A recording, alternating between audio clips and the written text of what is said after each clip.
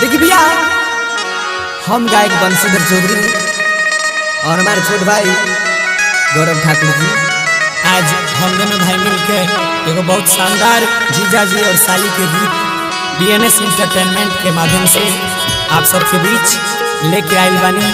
तो ये गाना के ज़्यादा से ज़्यादा प्यार दी, आशीर्वाद दी और चैनल के लाइक सब्सक्राइब करी और घंटी दबा के टनटनाए रही।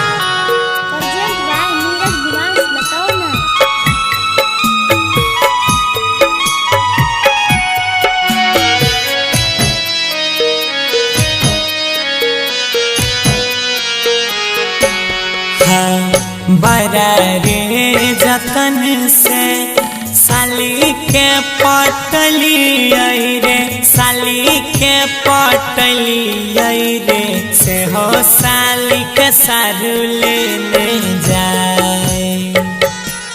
हाँ हाँ से हो साली के सारू लेने जाए।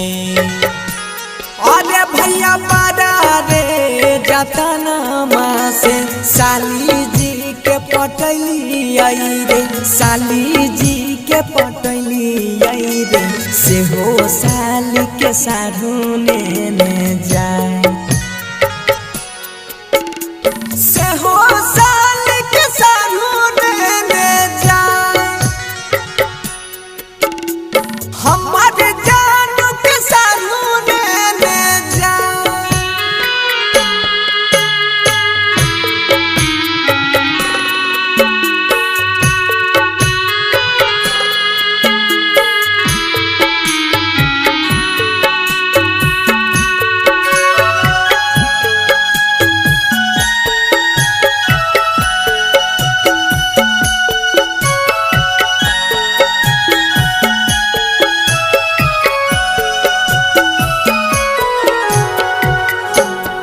हो भैया दामी दामी लहंगा चोली किनी किनी दिली हो, लानी लानी दिली हो, सारू सारी पिन्हाई लेने जाए। हाँ सारू सारी पिन्हाई लेने जाए। आहो भैया दामी दामी लहंगा चोली किनी किनी दिली आई हो, किनी किनी दिली आई हो, सारी पिन्हाई सारू लेने जाए।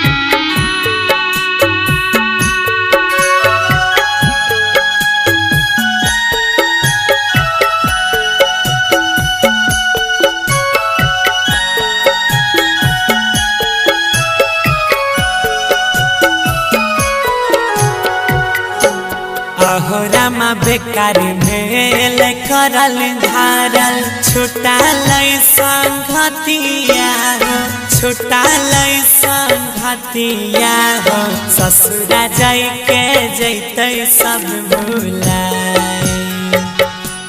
हाँ ससुरा जाय के जैते सब भुलाए।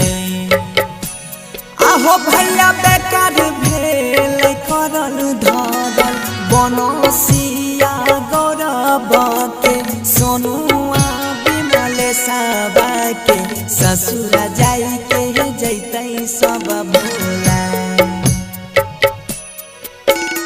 ससुरा जाई के जैते सब भुलाए। से हो